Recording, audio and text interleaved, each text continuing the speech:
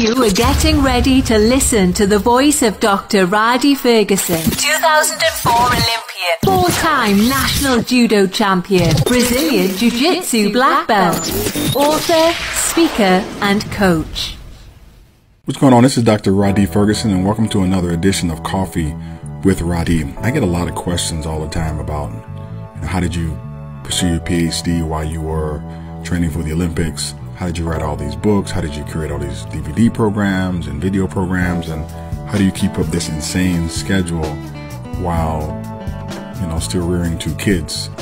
For those of you all who have heard of my story, I was married for 17 years, went through a divorce. People wanted to know how I held down a relationship and did those things. People want to know how I'm able to bounce back from my divorce and keep the production and the output going. And I'll be quite honest with you, they're the same things that I learned when I was competing. There are certain staples that are necessary for production, for growth, for forward movement. And even I forget some of these things, and I have to constantly do a check-in with myself to make sure that I'm hitting on these points, because man, I'm human. I make mistakes. I make mistakes all the time. There's certain things that I do that they just become so rhythmic and rote that I believe that I'm doing them, and I'm not doing them correctly, or I'm not doing them at all. It's kind of like the person who's been working on an assembly line for years and doing the same thing over and over again, and then they just make a mistake and then they cut off their finger, cut off their thumb. I mean, they've been doing the job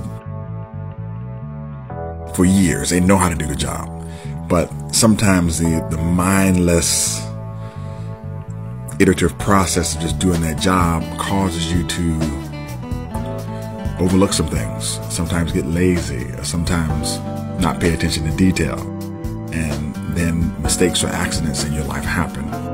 So the lessons that I learned from the training process to become world-class, to go to the Olympics, are the same things that I put in place right now to create a world-class life. Do I lose? Yes, I lose just like I lost matches. Do I get down? Yes, I get down just like I got down when I was competing. It's the same thing. For me, the game now is life, and life is sport, and sport is life. I always have to maintain and don a certain attitude in order to be successful. So these are the things that I learned from the Olympic training process, from the sporting process, that I applied to my life, that you can apply to. The number one thing is practice. You have to put some deliberate practice in place. If you want to become a good writer, you have to write. I have people say, well, I want to write a play. Then you got to wake up in the morning, you got to start writing. You got to start going to plays. You got to start looking at how plays are developed, character crafting. You got to do the deliberate practice. If you want to be a Division I athlete, then you have to start waking up in the morning. You have to start practicing. You have to start working on your craft every day, over and over again. You have to watch videos. You have to do seminars. You have to do the practice. If you want to play the piano, every day you got to practice. You have to do your exercise. You have to do your hand stretches and your finger stretches and work on the mobility of your wrists. And these things are important. A lot of people want to be good at a thing, but they don't want to do the practice. It's the daily practice. I can tell you right now in my life, I've gotten to a point in my martial arts career where I don't do the warm-up anymore. I was in the point where I didn't do the warm-up anymore. And right now, I'm in practice forcing myself to do the warm-up. I even go to practice by myself and force myself to do the whole warm-up. Anybody who's done Brazilian jiu-jitsu or judo knows that the warm-up part of practice absolutely 100% sucks. When you get to the purple belt or brown belt stage, or even the black belt stage, man, you start missing the warm-ups. Almost collectively, all the brown belts and purple belts miss the warm-up, come a little bit late, so that you guys can just slap five and start rolling and just start sparring, because the warm-up is miserable. But now, here I am as a 6th degree black belt in judo, the red and white belt, and a 4th degree black belt in Brazilian Jiu-Jitsu, and I am in the warm-up every day now. I don't even like to do the warm-up. It is a miserable 25 to 35 minute process, but it's something that I must do, because foundationally, that is how I got good. And foundationally, that is what's necessary in order to continue to be good. You have to force yourself to do the practice of being disciplined. And that will carry over into other areas of my life. I'm writing a book right now. I'm writing a book on how to get yourself unstuck after divorce. Man, I can tell you right now, waking up in the morning and, you know, knocking the coal out of your eyes and washing your face and brushing your teeth and then sitting down at a computer and pecking away is not fun. Not at all.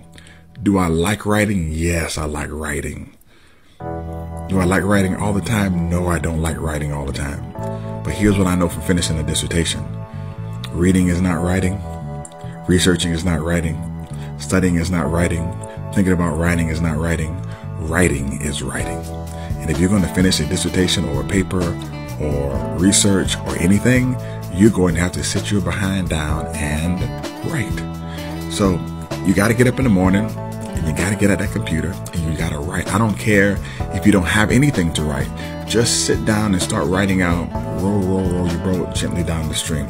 As I was on the boat and I was rowing down the stream, I felt myself and then just begin to write. Why? Because when you're writing, it's just like when you're exercising. You have to do some warm-up first. Sometimes you have to do a warm-up writing exercise and then jump into writing. It's very difficult to just write cold. Sometimes I gotta, write an email or write a long post to my friend on Facebook. But I use some of that as a warm-up. Because you got to warm up and then you got to practice. The next thing you have to do is the number 2 thing is don't forget to set goals. Long range, medium range, short range goals. When I was competing, I always had a goal to, execute some moves or sequences at the lower level. At the medium range level, I wanted to win the national championships. Every year I wanted to win the national championships. Some years I was successful, some years I wasn't, to win the national championships. And then the long range goal for me, because I came back to the sport after college, was I wanted to go to the Olympics. Now when I'm thinking about it, I should have made a goal to become an Olympic champion. But I wasn't even able to access that in my head at the time. I was like, man, I'm going to make an Olympic team. And I ended up making an Olympic team. I had some great matches. I did well. I just set my goals too low. I achieved everything I set out to do. I should have made my goals a little bit higher. That is something that I don't regret that. That's where I was in my life. That's where I was at the time. I kind of wish I had another 4 years to compete, but I didn't. Finances and circumstances and things of that particular nature, they were not set up for me to go another 4 years. Man, training for the Olympics is expensive, and a lot of people around you make sacrifices. For you, it's not really a sacrifice because it's what you want to do, but a lot of people make sacrifices around you. You have to appreciate those sacrifices that they're making, and then kind of turn your life around and start working on some other things. Now, talking about turning your life around and working on some other things, the third thing I want to talk about, which helped me get to the Olympic Games, man, is therapy. So a lot of people forget, especially athletes. A lot of athletes get stuck, especially professional athletes or elite athletes, they get stuck. Not understanding that we got to where we were at an elite level because of the practice, because of the goal setting, and because of sports psychologists. Like, we sat down, I know I did, almost 2 times a month with my sports psychologist to go over my goals, to make sure that I was hitting on everything I was supposed to hit on, to make sure I was doing my mental reps and my physical reps and my emotional reps. Like, I was going to therapy. You don't really call it therapy, but it's therapy because every event brings about some type of physical and emotional trauma. That's just what sport does. If you've ever played football, if you ever wrestled, or you ever done MMA, mixed martial arts, if you've ever done it, man, that there's some trauma that goes on.